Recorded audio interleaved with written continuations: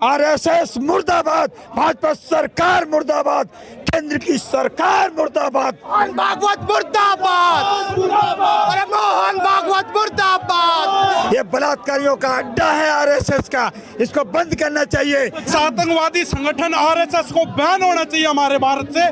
बस यही हमारी डिमांड है कि इस आतंकवादी संगठन को भारत से बैन कर दिया जाए। देश का प्रधानमंत्री, पूरे विश्व में सबसे झूठा प्रधानमंत्री नरेंद्र मोदी है। मैं आपको बताना चाहता हूं, मैं बिहार की धरती से शुरू कर रहा हूं, भाजपा का सफाया करूंगा। दिल्ली में आज एक बड़ा विरोध प्रदर्शन देखने को मिला, जब कई सामाजिक और राजनीतिक संगठनों ने राष्ट्रीय स्वयंसेवक संघ यानी आरएसएस पर प्रतिबंध लगाने की मांग को लेकर सांसद पर घेराव किया।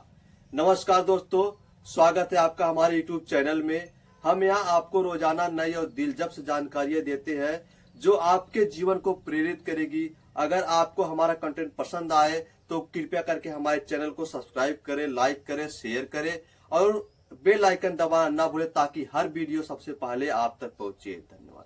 प्रदर्शनकारियों का कहना है कि आरएसएस पर बैन लगाओ, संविधान की रक्षा करो, लोकतंत्र बचाओ। यह प्रदर्शन विभिन्न छात्र संगठनों, किसान यूनियनों और मानवाधिकार समूहों द्वारा संयुक्त रूप से आयोजित किया गया है। प्रदर्शनकारियों का कहना है कि आरएसएस राजनीतिक रूप से बेहद प्रभावशील होने के बावजूद किसी भी सरकारी रजिस्ट्रेशन के तहत नहीं आता और इसलिए सरकार के ऊपर सरकार के तहत काम करता है। दिल्ली पुलिस ने सांसद के सभी गेट के आसपास अतिरिक्त फोर्स तैनात कर दी है और विजय चौक से आगे किसी को बढ़ने नहीं दिया जा रहा है। करीब 40 से अधिक प्रदर्शनकारियों को हिरासत में लिया गया है, लेकिन प्रदर्शन अभी जारी है। प्रदर्शनकारी को कहना है कि जब तक सांसद में हमारी मांग सुनी नहीं जाती तब तक हम धरना प्रदर्शन खत्म नहीं करेंगे। देश की राजनीति के सबसे प्रभावशाली संगठनों में गिने जाने वाला नाम राष्ट्रीय स्वयंसेवक संघ यानी आरएसएस आज फिर इस संगठन को लेकर बात छिड़ी है। क्या आरएसएस पर एक बार फिर से प्रतिबंध लग सकता है? लेकिन इससे पहले यह जानना जरूरी है कि इतिहास में कब कब आरएसएस पर बैन लगाया गया है और क्यों। आरएसएस पर अब तक 3 बार सरकारी प्रतिबंध लग चुका है। 1948 में गांधी हत्या के बाद, 1975 में इमरजेंसी के दौरान और 1992 बाबरी विध्वंस के बाद क्या कार्रवाई हुई। तो चलिए आप शुरू करते हैं आरएसएस प्रतिबंध का इतिहास। पहली बार जब सरकार द्वारा आरएसएस प्रतिबंध लगा साल 1948 में महात्मा गांधी की हत्या के बाद। 30 जनवरी 1948 में महात्मा गांधी की हत्या हुई। हत्यारा नाथूराम गोडसे था जो पहले आरएसएस में जुड़ा हुआ बताया गया है। हत्या के सिर्फ 6 दिन बाद 4 जनवरी 1948 को भारत सरकार ने आरएसएस पर प्रतिबंध लगा दिया। तत्कालीन गृह मंत्री सरदार वल्लभ भाई पटेल ने आदेश जारी किया कि आरएसएस की गतिविधियां देश की सुरक्षा और कानून व्यवस्था के लिए खतरा बन सकती है। आरएसएस ने आरोप से इनकार किया और तत्कालीन गृह मंत्री सरदार वल्लभ भाई पटेल ने आदेश जारी किया कि आरएसएस गतिविधियों देश की सुरक्षा और कानून व्यवस्था के लिए खतरा बन सकती है। आरएसएस ने इस आरोप से इनकार किया, लेकिन उसे गैर कानूनी संगठन घोषित कर दिया गया। प्रतिबंध लगभग 1.5 साल तक चला। जुलाई 1949 में हटा दिया गया जब आरएसएस ने सरकार के सामने एक लिखित संविधान स्वीकार किया और खुला गैर गोपनीय संगठन बनने का आश्वासन दिया।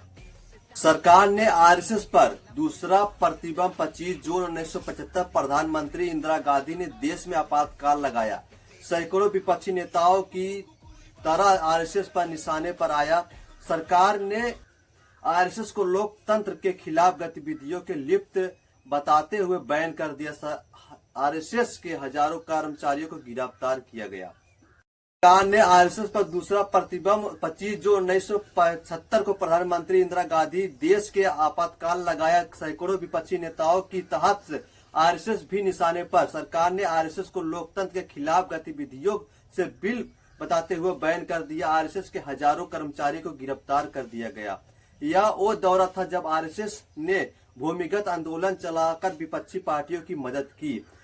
यह प्रतिबंध जनवरी 1977 में इमरजेंसी हटाने के बाद खत्म हुआ और उसी साल चुनाव आरएसएस संबंधित जनता पार्टी की सरकार आई। सरकार ने आरएसएस पर तीसरा प्रतिबंध 6 दिसंबर 1992 में अयोध्या में बाबरी मस्जिद गिरा दी गई। केंद्र की नरसिंह राव सरकार ने आरएसएस समेत कई हिंदू संगठनों पर प्रतिबंध लगा दिया। सरकार का आरोप था कि संगठन धार्मिक उन्माद भड़काने में शामिल थे। यह प्रतिबंध लगभग 8 महीने चला। अक्टूबर 1993 में हटा दिया गया। थे वे 3 मौके जब भारत सरकार ने आधिकारिक तौर पर आरएसएस पर प्रतिबंध लगाया। आज फिर से देश में यह सवाल उठ रहा है कि क्या चौथा प्रतिबंध लग सकता है आरएसएस पर? क्या आरएसएस पर प्रतिबंध लग सकता है? दिल्ली में प्रदर्शनकारियों का कहना है कि आरएसएस पर बैन लगाओ, संविधान की रक्षा करो, लोकतंत्र बचाओ।